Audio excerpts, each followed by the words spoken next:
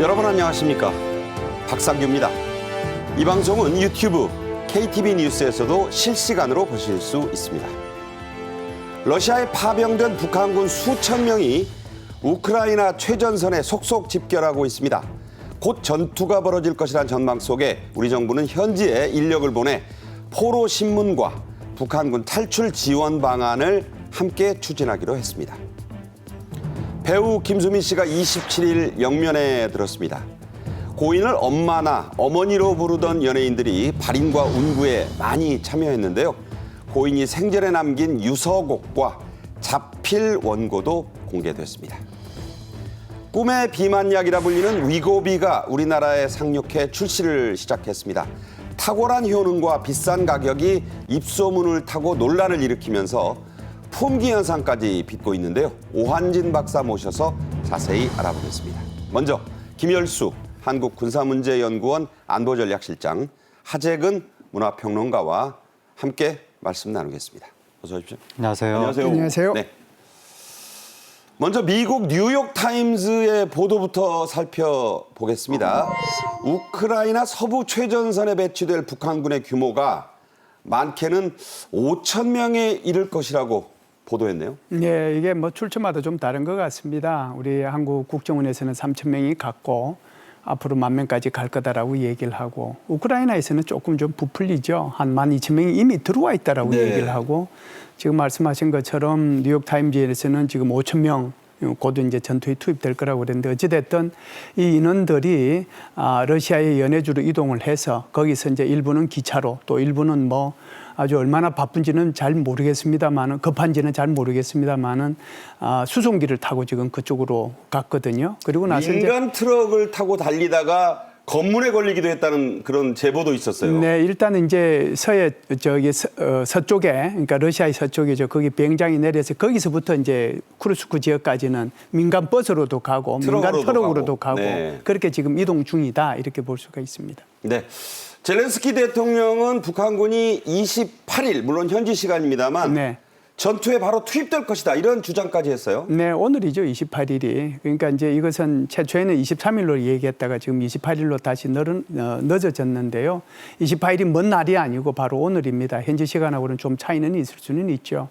그래서 이제 이 5,000명이든 3,000명이든 이 전투 인력이 바로 전투에 투입될 것인지 일단 진지에 배치하고 그러고 나서 상황을 파악하면서 이렇게 투입할지는 두고 봐야 되겠습니다만은, 어찌됐든 쿠르스크 전투 지역에는 현장에 투입이 될 것 같습니다. 네, 북한군이 IL-76 수송기를 타고 이동했다고 하는데, 이 기종이 러시아의 유명한 그 일류신 그 수송기 아니겠습니까? 그렇죠. 일류신 수송기죠. 그걸 타고 이제 어떻게 보면은 사실상 기차로 가도 되거든요. 그런데 그만큼 이제 수송기까지 투입했다라고 하는 것은 가능하면은 빨리 북한군을 전선에 투입시키겠다는 그런 어떤 욕심이 있다, 이렇게 볼 수가 있죠. 네. 여러 외신들은 이 파병된 북한군의 총 책임자로 인민군 부총참모장인 김영복이 파견됐다고 전하고 있습니다. 김영복, 어떤 인물입니까? 예, 2016년도에 폭풍군단의 그 군단장을 했던 사람이고요. 2017년도 1월 1일부로 북한에 특수작전군이 창설이 됐는데 그 특수작전군의 군사령관을 한 사람입니다. 우리가 이제 우리 군에서는 군종으로서 육군, 해군, 공군이 있잖아요. 그런데 북한은 육군, 해군, 공군, 전략군, 그리고 특수작전군. 이 특수작전군이 2017년도 1월 1일부로 창설됐는데, 창설되자마자 거기 사령관을 했던 사람이죠. 그리고 이제 2018년도 1월 달에 제8차 북한의 노동당 당대회를 통해서 노동당 중앙위원회 위원으로 선출이 됐고요. 지금 이제 말씀하신 것처럼 현재는 북한군 총참모부의 부총참모장으로 있고요. 계급은 별 3개입니다. 우리하고 계급이 달라가지고 계급 부르는 호칭이 달라서요. 네. 우리는 준장, 소장, 중장, 대장 이렇게 부르잖아요. 상장이 있죠.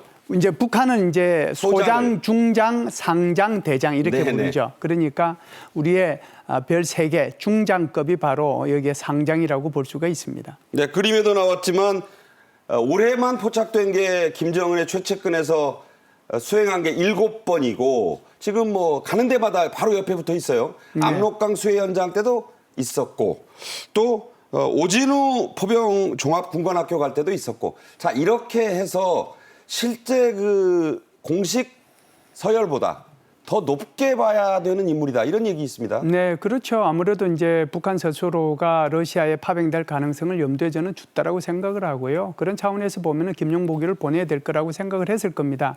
그렇다라고 하면은 김정은이 옆에서 계속해서 이렇게 수행을 하도록 그렇게 배려를 하지 않았는가? 그렇게 하다 보면은 자동적으로 이제 신복이 되는 거죠. 네. 또 다른 미국의 유력지 월스트리트 저널이 북한군의 전투력을 평가하는 집중 분석 기사를 실었습니다. 월스트리트 저널은 무슨 월가 얘기만 하는 신문이 아니죠. 자, 어떤 기사였나요? 글쎄요, 저도 이제 그 부분을 굉장히 흥미롭게 봤는데요. 북한군이 어떤 그 규모의 병력들이 거기 오고 그 병력들은 어떤 특징을 가지고 있는지 그리고 그들이 오게 되면 어떤 특징을 가진 전투에 참여하게 되는지 그리고 이제 이것이 북한군한테 줄 수 있는 이익이 무엇인지 그리고 북한군이 가지고 올 수 있는 장비가 어떤 것인지 그리고 이제 아무래도 좀 어린아이들을 좀 청소년 비슷한 아이들을 보내면 그 결과가 어떻게 될지 크게 보면 한 5-6가지에 걸쳐가지고 그걸 실었는데 꽤 뭐 흥미롭게는 봤습니다만은 제가 볼 때는 조금 문제가 있는 기사도 있었다 이렇게 말씀을 드릴 수 있습니다. 그러니까 이제 한마디로 월스트리트 저널이 국내 이제 전문가들 얘기도 듣고 인용해서 그렇죠. 썼어요. 쿠르스크라는 데가 평원지대다. 그러니까 참호가 많다. 그러니까 북한의 산악 지형과는 다르다. 이게 참호전 하면 생각나는 게 1차 세계대전 때 그게 참호전 아닙니까? 서부전선 이상 없다의 그 아주 네네. 참상이 나오는데 그래서 아까 말씀하신 대로 김정은이 일단 이 수천 명을 보내서 쉽게 얘기하면 좀 마루타식으로 써보려 했던 거 아니냐 이런 분석도 있습니다. 글쎄요, 이제 이런 분석이 조금은 좀 위험한 분석이라는 생각은 일단 들어요. 그런데 왜 이런 이제 분석을 하게 됐는지는 저는 이해는 갑니다. 왜냐하면 북한군 장병들이 러시아 군수품을 받는 것이 영상으로 공개가 됐잖아요. 거기에 보면 굉장히 앳된 얼굴을 가지고 있는 그 청소년들이 보이거든요. 네. 북한의 징집 인원은 17살입니다. 그리고 이제 키는 148cm, 몸무게 148이요? 그렇죠. 뭐 그 여성 연예인 키가 그 정도 되는데. 그래서 148cm에 43kg이기 때문에 남자들은 금방 이해가 안 갈 거고요. 여자분들은 아마 그걸 자기하고 이렇게 대입하면 쉽게 이해가 갈 겁니다. 글쎄요. 그 정도로 이제 허약한 인원들인데 만일 이제 이 인원들을 먼저 보내가지고 간다라면 정말 이거 미트 그라인드라고 볼 수 있죠. 정말 쇠고기 이렇게 뭐 빼내는 그런 거라고 볼 수 있는데 제가 볼 때는 이것은 분석이 조금 지나치다. 이 인원들이 안 갔다는 것이 아니라 이 인원들도 갔지만 결국은 북한의 가장 그 특수부대인 폭풍군단이 주 핵심으로 가고 그리고 이제 이런 어린 이런 그 장병들도 같이 가지 않았겠는가 이렇게는 봐요. 그러니까 이제 사상자가 얼마나 나겠는가. 네네. 그리고 이런 우크라이나의 초기 전투에서 어떤 그 전투 양태를 보일 건가. 이런 것들이 불투명하니까 일단 최정예의 고참들을 보내는 게 아니라 이 어린 병사들을 좀 보내서 네. 그 여러 가지를 좀 본 뒤에 왜냐하면 이제 계속 이번 단발 파병에 그치지 않을 거라는 얘기잖아요. 네. 그러니까 제가 볼 때는요, 아무리 이제 북한이라고 하지만 이제 이게 전투 경험도 없고 훈련도 충분히 하지 않은 그 17살, 18살짜리를 보내가지고 그들을 시험 삼아가지고 한번 죽여보고 그리고 난 뒤에 이제 제법 이렇게 훈련이 된 병사들을 보내겠다. 이것은요, 아니야, 3살, 4살 꼬마들도 상상할 수 없는 거라고 저는 생각을 해요. 그래서 네. 이 분석은 저는 좀 지나쳤다라고 생각합니다. 단, 이 병력들이 갔을 때 러시아 군에 소속이 되느냐, 그렇지 않으면 북한군 스스로의 건재를 유지하느냐, 이게 굉장히 차이가 있거든요. 건재. 그렇죠. 하나의 그 시스템이죠. 그렇죠. 10,000명이든 12,000명이든 이것이 사단장이 있고 여단장이 있고 대대장이 있고 중대장이 있고 소대장이 있어서 그 지휘 체계 속에서 내가 전투에 임하느냐. 그렇지 않으면 이렇게 전부 다 쪼개져 가지고 러시아 군 부대의 예하 배속으로 들어가 가지고 러시아 군의 통제를 받으면서 작전을 수행하는 여기에 따라서 전혀 달라지고요. 만일에 러시아군의 통제에 따라서 이제 작전을 하게 된다고 하면 러시아군은 바로 그 북한군을 제일 먼저 앞에다 보낼 겁니다. 괴멸 지역에 보낼 거예요. 괴멸 지역에. 네네. 예, 그렇군요. 역시 이 주요 외신들은요. 김정은이 군부서열 2, 3위인 최측근 김영복 부총참모장을 현재 직접 보낸 것은 파병 규모를 앞으로 10,000명 이상으로 유지하겠다. 그런 뜻이라고 봤습니다. 네. 이게 이제 벌충을 계속 하겠다는 얘기죠? 예, 저는 뭐 그렇게 봅니다. 이 사람이 가서 해야 될 일은 저는 두 가지라고 보고요. 주 러시아 북한군 총사령관 임무를 수행할 거고요. 두 번째는 러시아의 군부, 국방부하고 이렇게 서로 연락 채널을 하는 최고 지도자로서의 그런 역할을 수행할 겁니다. 그런데 10,000명에서 12,000명 정도를 유지하려고 하면은 지금 이렇게 김정은의 최측근인 별 3개 단 사람까지 보낼 필요가 없거든요. 네. 별 2개만 해도 충분한데 별 3개를 보낸 이유는 이것이 제1제대로서 1개 사단만 보낸다는 것이 아니고 차후에 1개 사단 또는 2개 사단을 더 보낼 수 있다라고 하는 것을 암시하는 거라고 저는 봐요. 그렇군요. 그래서 우리 정보당국 또 주요 외신들은 우크라이나 전선에서 북한군의 초기 사망률이 상당히 높을 것으로 전망하고 있습니다. 우크라이나는 5만 명 넘는 병력을 배치했고 장기인 드론 부대를 여기에 집중 배치했다는데 평원이라 드론으로 밤낮으로 이 공격하기가 용이하다는 거죠? 네, 아까 재연가님께서 말씀하신 것처럼 그 지역이라고 하는 것이 완전히 평야지대거든요. 그 산이 없어요. 산악이라고도 하는 것도 없고 숲을도 별로 없고. 동산 지형도 없고. 그렇죠. 그러다 보니까 전부 다 이제 평원지대고 그래서 거기가 이제 우크라이나라고 하는 것이 곡창지대인데 쿠르스크도 바로 붙어 있어서 거기도 곡창지대나 다름이 없어요. 그런데 여기에 이제 참호를 파고 거기서 이제 생활을 하게 되면 전투를 하게 되고 북한 군들은 그런 속에서 참호를 파고 하는 데는 익숙하지 않아요. 산악 전투에는 익숙할지 몰라도. 그래서 이렇게 되면 결국은 다 노출이 되는 거거든요. 네. 아무리 자기 스스로가 그렇게 노출이 안 되고 싶어도 열상 장비를 통해 가지고 그 막사 속에 있는 쥐가 움직이는 거는 다 파악하잖아요. 쥐가 잡힌다면서요? 그렇죠. 그렇다라고 하면은 결국 이제 북한 군인들도 잡히게 되고 지금 전 세계에서 가장 드론이 발전한 나라. 그게 바로 우크라이나예요. 그러니까요. 그러니까 그 우크라이나가 드래곤 그 드론이라고 하는 거 얘기 들어봤죠. 거기서 뭐 불을 뿜어내가지고 그러니까요. 완전히 태워서 없애는. 완전히 그냥 그 그렇죠. 일대를 다. 공포감을 주는 거거든요. 살상뿐만 아니고 그러면은 여기 엄청난 피해가 수반될 수 있다 이렇게 봅니다. 네. 인류의 역사와 함께한 동물 바로 쥐입니다. 여러분 흑사병 더 패스트가 유럽 인구의 3분의 1 이상을 사망케 했을 때 쥐 때문이었죠. 이 쥐가 참 무서운 겁니다.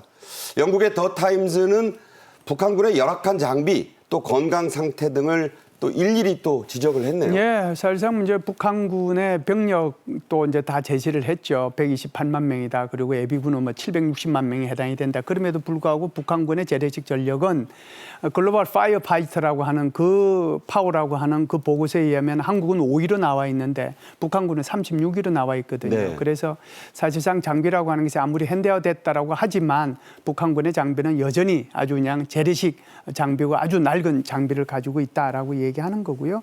그리고 이제 두 번째 얘기한 것이 좀 관심을 좀 끌만한 부분인데 바로 북한군 병사들이 영양실조에 걸려 있고 그리고 또 북한군 병사들이 완전히 그 배에서는 뭐라고 할까요? 기생충이 이렇게 부글부글하다라고 하는 것을 얘기를 하는데 그러니까 저 대목은요. 네. 과거에 그 넘어왔던 병사가 맞습니다. 수술할 때 그 우리 그 이국종 박사가 그런 얘기 했거든요. 맞습니다. 뱃속에 그냥 참 점심 드시는 분들에게 얘기하기 네. 힘든 얘기입니다. 네.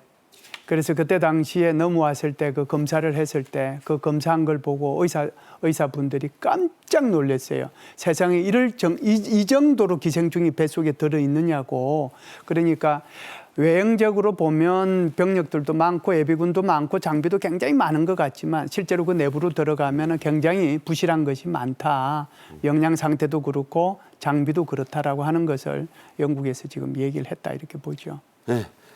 들으신 대로 지금 세계 유수의 외신들이 이 우크라이나의 북한군 파병에 대해서 지대한 관심을 갖고 있습니다.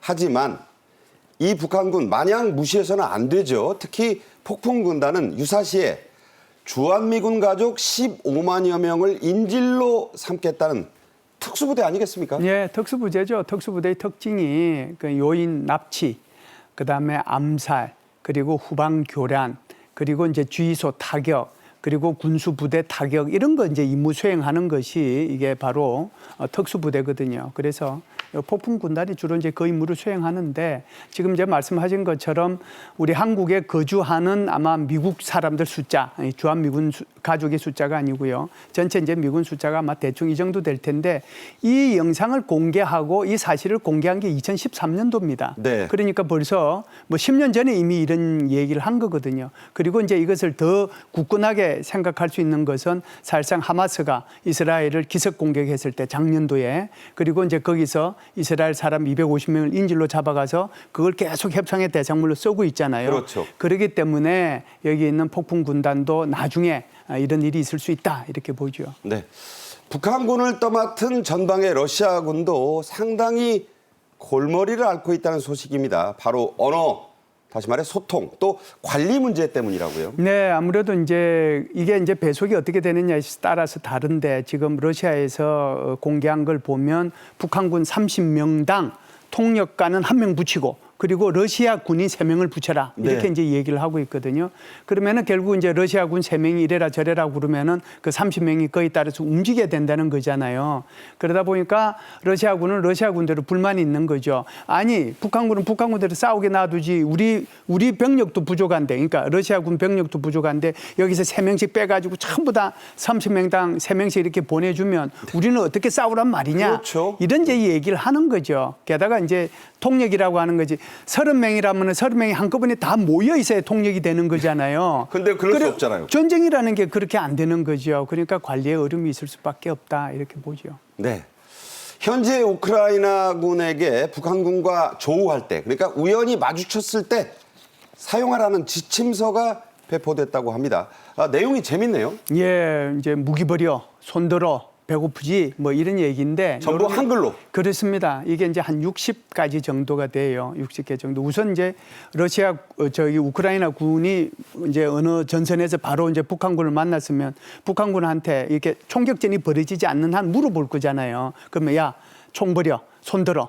그리고 배고프지 이렇게 해서 이제 데리고 가려고 하는 아주 간단한 것만 하고 그러니까 저걸 우크라이나어로 써서 발음을 외우고 그렇죠. 임무가 뭐야? 그걸 엄찰하고 배고파 뭐 이런다는 그렇죠. 거죠. 네. 그것만 하고 나머지 이제 본격적인 심리전은 따로 전단을 만들어 가지고 북한군의 투항을 권유하는 아마 심리전을 전개를 할 것으로 보입니다. 이 표현 중에서 이 러시아 군이나 우크라이나 군 측이 이런 얘기를 또 넣는다 그래요. 이게 파병이 여러분에게 일생일대의 마지막 모국을 벗어날 수 있는 기회가 된다. 저는 이 말이 상당히 더 울림이 있다고 보는데. 그래서 이제 그 부분은 아마 전선에 있는 우크라이나 병사가 할 수준은 아닌 것 같고요. 일단은 이제 기본적인 것만 해서 포로로 잡으면 그리고 나서 이제 본격적으로 여기에 대해서 심리전 요원이나 이런 사람들이 통역을 통해 가지고 이들을 이제 도대체 그 목적이 뭔지 그리고 이제 항복을 할 건지 이런 것들을 이제 물어보겠죠. 네. 우리 정부는 북한군의 신문이나 투항과 탈북 지원을 위해서 우크라이나와 협력을 할 계획이죠? 네, 그렇습니다. 지금 이제 오늘이죠. 그것도 오늘 국정원 제1차장을 단장으로 해서 국방부 정보부장 포함해가지고 뭐 이 외교부까지 포함해가지고 지금 대표단이 나토로 가지 않았어요. 나토로 가가지고 결국은 나토에 있는 사람들하고 같이 이제 이 전반적인 문제를 협의하게 될 텐데 근본적인 목적은 이렇습니다. 북한의 파병 정도와 파병의 목적이라든지 파병의 규모라든지 이동 경로라든지 그런 것에 대한 정보 공유거든요. 그것이 첫 번째고요. 그리고 나서 이제 두 번째로 얘기할 수 있는 것은 그러면 우리는 이제 우크라이나를 지원해 주기 위해서 우리는 모니터링단을 구성할 거다라고 하는 정도로 아마 얘기할 거예요. 거기에는 이제 심리전 요원도 있을 거고 정보 획득 요원도 있을 거고 아마 통역 요원도 포함이 돼서 갈 거다. 뭐 그 정도 얘기하고 방어 무기나 공격용 무기는 이들이 가서 할 얘기는 아니에요. 이들의 임무는 주로 제가 볼 때는 제가 말씀드린 이 두 가지 임무로 한정될 것으로 보입니다. 네. 끝으로요. 북한 이탈 주민들이 우크라이나로 우리를 보내달라. 이런 성명을 낼 예정으로 있어요. 자, 이유가 뭡니까? 예, 이것도 이제 오늘 성명을 이제 발표할 건데 어제까지 보니까 한 200명이 신청을 했더라고요. 그래서 한 1000여 명이 모여가지고 성명을 낸다고 그러는데 이제 주로 북한에서 군인으로 근무하셨던 분들이에요. 그래서 그분들이 주축이 돼가지고 그렇게 이제 우크라이나를 좀 보내달라고 그러는데 핵심은 두 가지입니다. 하나는 우리가 북한군에 있었으니까 북한군을 훨씬 더 잘 설득할 수 있다. 네. 그러니까 우리를 심리전 요원으로 보내달라고 하는 거고요. 두 번째는 거기에 있으면은 개죽음 당하고 완전히 정말 괴멸 지역으로 들어가 가지고 다 죽으니 한 명이라도 북한 어린 병사들의 생명을 구해야 되겠다. 이 두 가지 목적이 있으니 우리를 그쪽으로 보내달라라고 하는 뜻에서 오늘 성명서를 발표할 예정입니다. 네. 다음 주제로 가겠습니다. 갑작스럽게 떠난 국민 엄마 김수미 씨의 발인과 안장식이 27일에 엄수됐습니다. 평소 고인을 엄마 또는 어머니라 부르던 연예인들이 관을 들었다고요? 그렇습니다. 이제 김수미 씨가 수많은 작품에 출연하면서 인연을 맺은 배우들이 굉장히 많거든요. 그래서 평소 고인을 엄마라고 부르던 연예인들이 있었습니다. 뭐 정준하 씨, 윤정수 씨, 장동민 씨 이런 분들이 운구를 했고 또 며느리인 서유림 씨도 배우인데 서유림 씨가 그 김수미 씨 관을 끌어안고 뭐 엄마 미안해 이러면서 오열을 했다고 합니다. 그리고 그 영정 사진도 화제가 됐는데 김수미 씨가 2011년에 찍었던 영화 그대를 사랑합니다에서 환하게 웃는 얼굴 표정에 그 사진이 영정 사진으로 쓰여서 그것도 화제가 됐습니다. 네. 웃는 영정사진 얘기는 잠시 후에 또 해드리겠습니다. 영화나 드라마, 예능, 코미디 등 장르를 불문한 수많은 연예인들이 빈소를 찾았는데요. 고 김수미 씨와 22년 넘게 드라마 전원일기를 함께 찍었던 유인촌 문체부 장관도 조문을 했고 위로사도 발표했죠? 예, 유인촌 장관이 과거 전원일기에서 김 회장네 둘째 아들이었었는데 용식이었죠? 그렇습니다. 이번에 이제 위로사를 발표했는데 인간미와 유머로 가족처럼 다가오신 분이라 슬픔이 더 크다라고 하면서 후배들에게 다양한 가능성을 보여주신 김수미 선생님께 감사드리며 마음 깊이 애도한다라고 이제 위로사를 밝혔고 그 밖에도 뭐 신현준, 조인성, 최지우, 염정아, 황신혜 등등등 수많은 연예인들이 이제 조문을 했고 아까 말씀드렸던 것처럼 며느리 서유림 씨가 막 오열을 하면서 네. 엄마 가지 마 너무 고생만 하다 가서 어떡해 이렇게 또 얘기를 하기도 했습니다. 네, 유재석, 신동엽, 정준호, 김용건 뭐 이름을 저희가 대충 주요 연예인들만 좀 썼어요. 며느리 서유림 씨 계속 엄마라고 불러서 네. 시어머니를 저렇게 엄마라고 부르는 며느리가 있느냐. 예. 진심으로 예. 그런 감동도 잘했죠. 그렇습니다. 서유림 씨가 정말 애끓는 막 그런 그 오열을 하면서 엄마 미안해 가지 마 계속해서 많은 사람들을 안타깝게 했습니다. 네. 자, 고인을 상징하는 드라마 역시 전원일기였습니다. 그 출연진들은 황망함, 슬픔이 훨씬 더 컸다고 하네요. 예, 그 전원일기가 22년 동안 방영이 됐거든요. 완전히 가족처럼 된 거예요, 출연자들 사이에. 그렇다 보니까 당시에 김 회장 역할이었던 최불암 씨도 이번에 참 허망하다. 갑자기 이렇게 떠날 줄은 몰랐다. 이렇게 안타까운 심경을 드러냈고 김혜자 씨를 비롯한 다른 출연진들도 지금 우리는 친가족 이상의 사이였다. 처음에 그럴 뻔하죠. 처음에 뉴스를 네. 들었을 때 가짜 뉴스인 줄 알았다라고 하면서 허망한 심경을 드러냈는데 특히 이제 김혜자 씨가 과거에 김수미 씨가 남편이 사업에 망해서 전 재산 다 잃고 네. 빚더미에 앉은 적이 있었거든요. 그때 김수미 씨가 주변 사람들한테 몇백만 원씩 빌려서 연명을 했었는데 김혜자 씨가 그 소식을 들은 거예요. 그래서 김수미 씨한테 너네 나한테 돈 얘기를 안 하니? 라고 하면서 이게 내 전 재산이다라고 하면서 자기 통장을 줬다고 합니다. 그런 얘기 있었죠. 네, 그래서 그 통장에서 돈을 빼서 빚을 갚았다는 거예요. 진짜 친가족 같은 사이였는데 이번 이런 일을 당하니까 정말 너무나 지금 슬퍼하고 있다고 하고 뭐 김영건 씨도 그렇고 또 응삼이 엄마 역할로 나왔던 김영옥 씨가 김수미 씨에 대해서 오늘까지 미친 듯 뛰어온 천생 연예인이었다. 그렇게 회고하기도 했습니다. 자, 응삼 씨도 사실은 돌아가셨잖아요. 그렇습니다. 그 이제 어머니 역을 했던 김영옥 씨도 예. 정말 천생 연예인이었다. 예. 아, 정말 미친 듯이 달려오다가 이렇게 아깝게 가서 너무 슬프다. 예. 이런 얘기를 했다고 합니다. 아, 집에서 고혈당 히오크사로 갑자기 떠나는 바람에 고 김수미 씨는 유언조차 제대로 남기지 못했습니다. 그래서 평소 몇 년 전부터 했던 말들이 유지처럼, 유언처럼 알려지고 있죠. 예, 그 세상을 갑자기 황망하게 이제 떠나셔서 그 직전에 유언 같은 게 없었던 거예요. 그런데 예능에서 나중에 그 돌아가실 때 대해서 여러 가지 얘기를 한 게 있거든요. 그게 지금 유언이나 뭐 유지로 지금 받아들여지고 있는데 2018년에 예능 프로그램에서 김수미 씨가 나를 나중에 춤을 추면서 보내줬으면 좋겠다.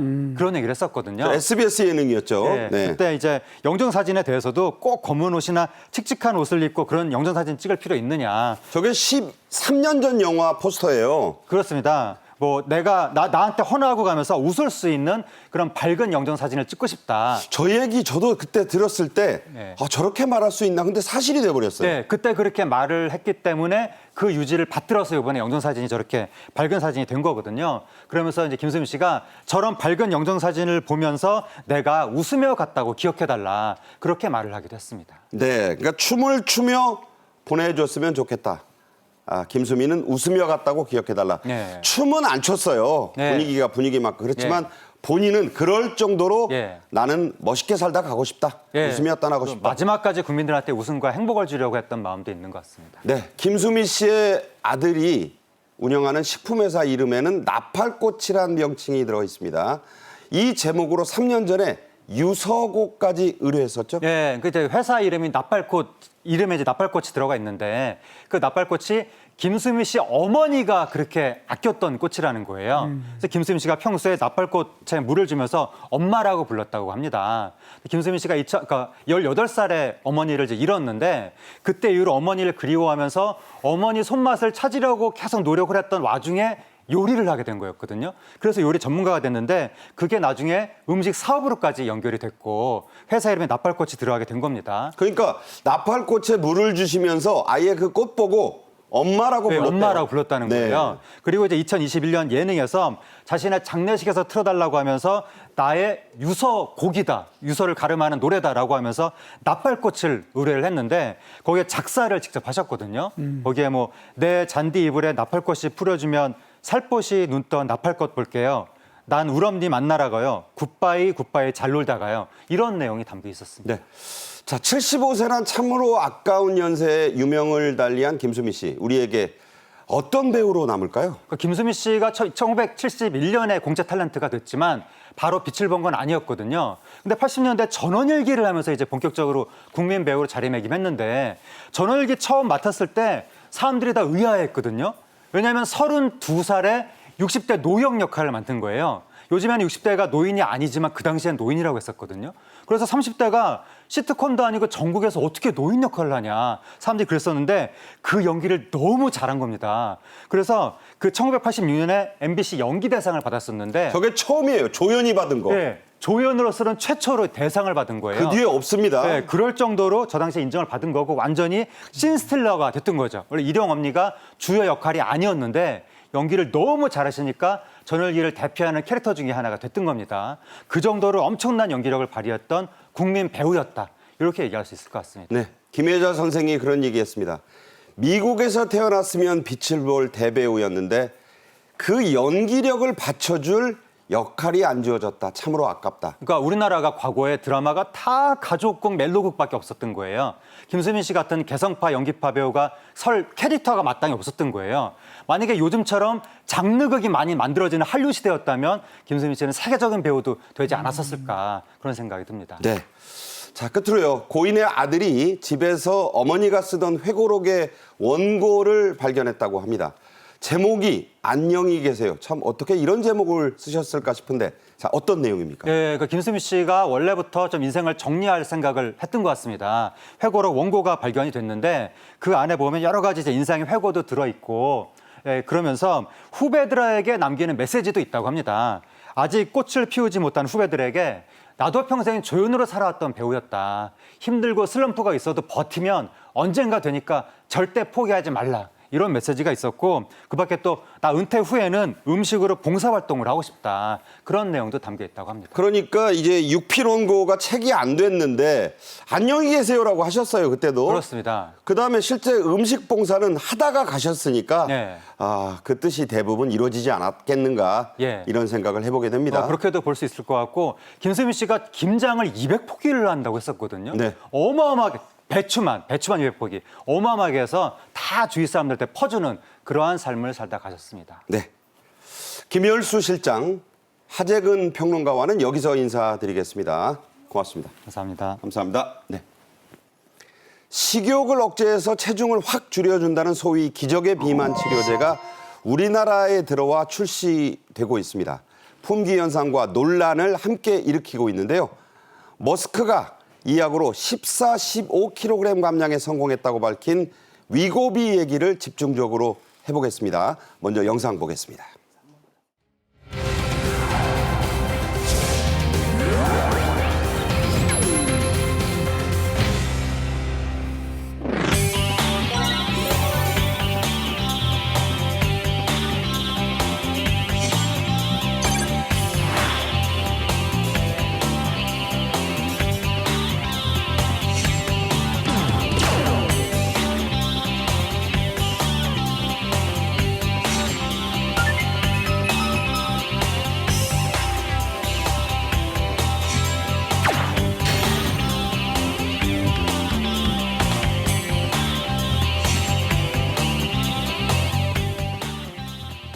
이번 주제는 오랜만에 오한진 을지대 가정의학과 교수님과 함께하겠습니다. 안녕하세요. 안녕하셨어요? 네.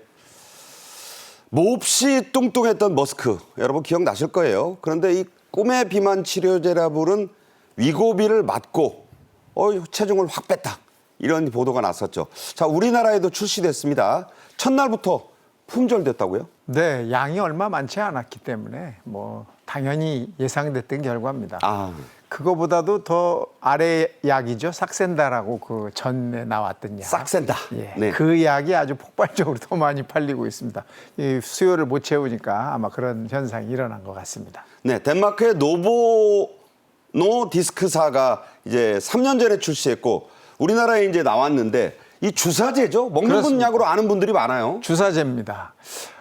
우리 몸에서 나오는 호르몬이죠. GLP라는 호르몬이 위와 장에서 나오는데 수초간 지속이 됩니다. 네. 그런데 그 GLP-1 유사체라고 만들어진 이 약제는 삭센다는 하루 정도 지속 시간이 가고 네. 위고비는 일주일 정도 지속 시간이 일어납니다. 좋네요. 그렇죠. 그래서 일주일에 한 번씩 주사를 맞으면 충분한 효과를 얻을 수 있는 거죠. 그래서 인슐린을 분비해서 혈당을 낮춰주고 또 위와 장의 운동을 떨어뜨려서 배가 부르다 이런 느낌을 오랫도록 유지할 수 있게 하는 그런 네. 작용을 가지고 있거든요. 그래서 그게 일주일씩 유지가 되니까 너무 감사하고 좋죠. 그래서 체중이 많이 줄을 수 있는 그런 효과를 얻을 수 있습니다. 그렇군요.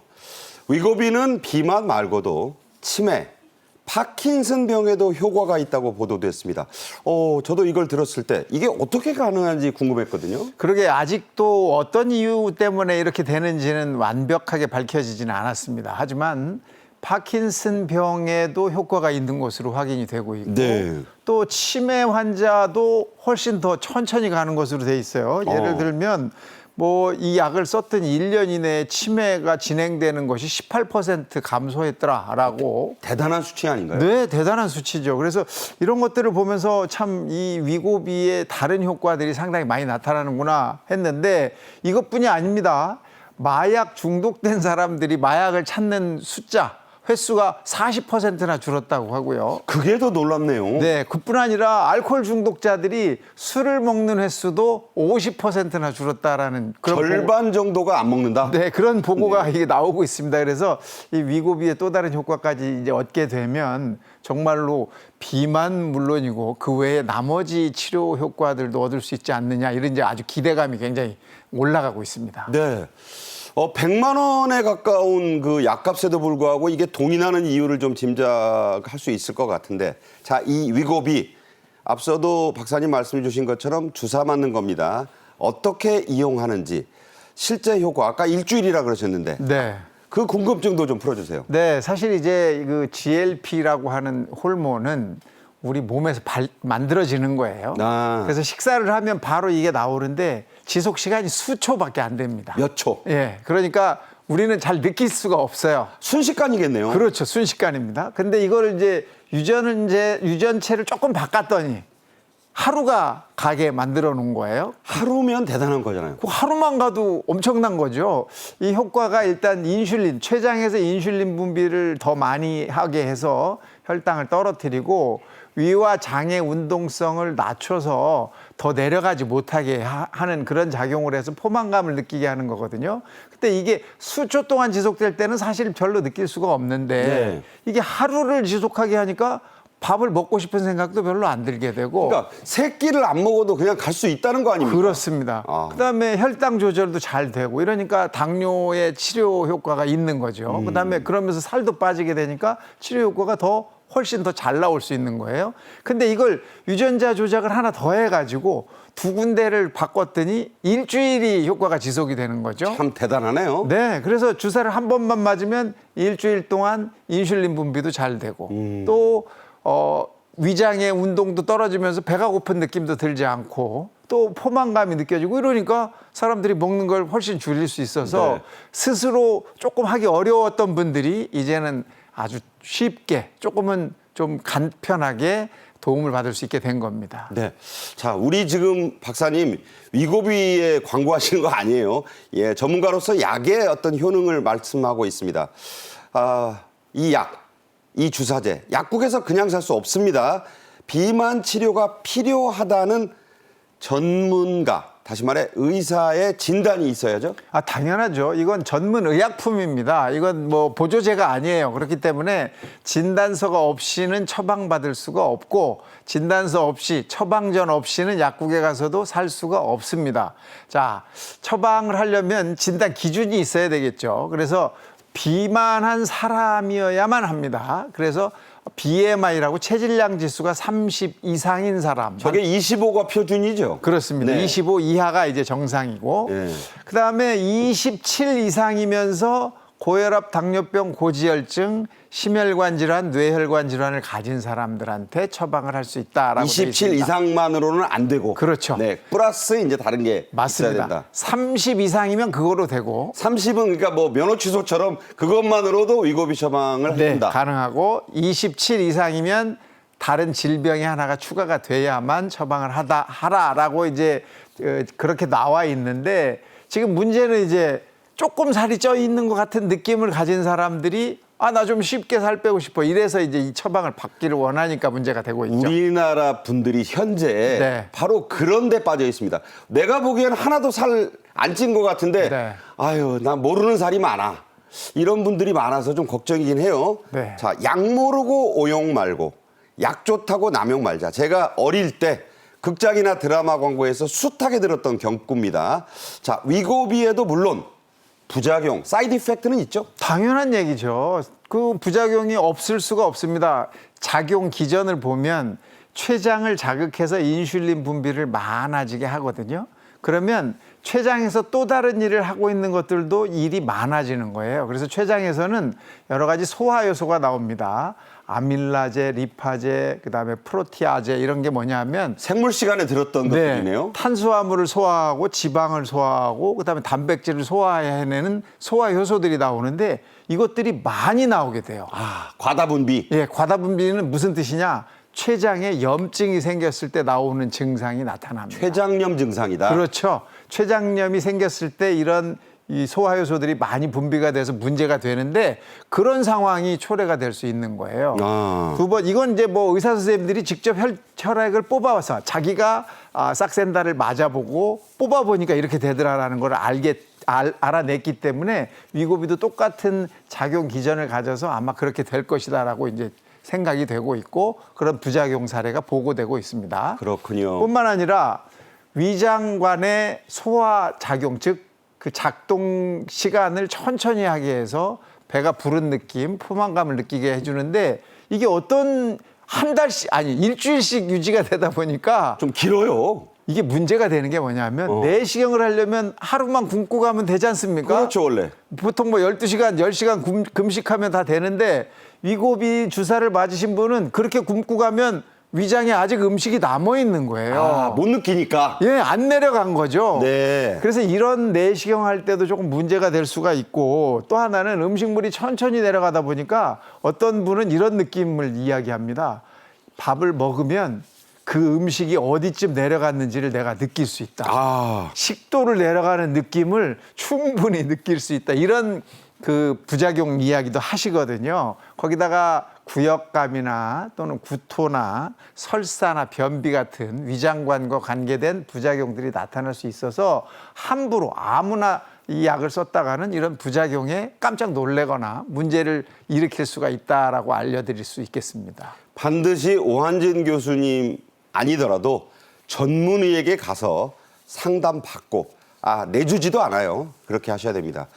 다이어트 열풍으로 인한 오남용을 걱정하는 전문가들이 많습니다. 처방 대상이 아닌 분들이 이 주사를 맞으면 어떤 문제가 생깁니까? 네, 지금 말씀하신 이런 문제 말고도 또 다른 문제들을 이제 이야기하고 있거든요. 예를 들면 자살 충동이 늘어나더라. 어이구.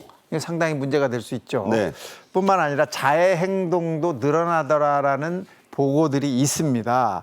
그래서 이런 것들이 그 제품 설명서라고 안에 들어있는 설명서가 있지 않습니까? 있죠. 그 설명서 안에 적시가 돼 있는데 뭐라고 돼 있냐면 사용 중 정신적 변화에 유의해라. 아, 그래서 기분이나 감정이나 행동의 변화가 갑자기 생기는 경우, 갑자기 바뀌는 경우 네. 의사와 반드시 상의해라라는 문구가 들어있거든요. 그래서 이런 부분이 문제가 될 소지가 특히 또 청소년한테 많습니다. 그렇네요, 10대들.